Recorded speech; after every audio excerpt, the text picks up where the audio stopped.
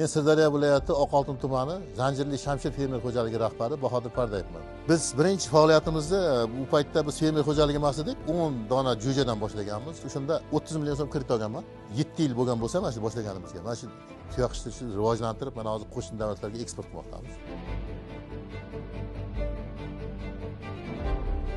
Tuyoq sirli hayvon desa ham bo'ladi-da. Hamma mahsulotini masalan sotish mumkin. Patini sotish mumkin, yog'ini sotish mumkin, tirnoqlarini, terisini qayta ishlash mumkin. Go'shtini sotamiz bozorga olib chiqib. Bunda eng qimmatbaho narsa bu yog' hisoblanadi. Eronlik hamkorlarimiz bilan ishlaganmiz, qayta sovun ishlab chiqarishni yo'lga qo'yganmiz.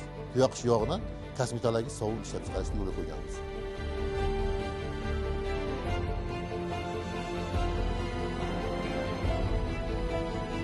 Chet davlatga buni ham eksportni yo'lga qo'ymoqchimiz. Hozir shu o'zimizni bozorga olib chiqib sotyapmiz, ichki bozorga.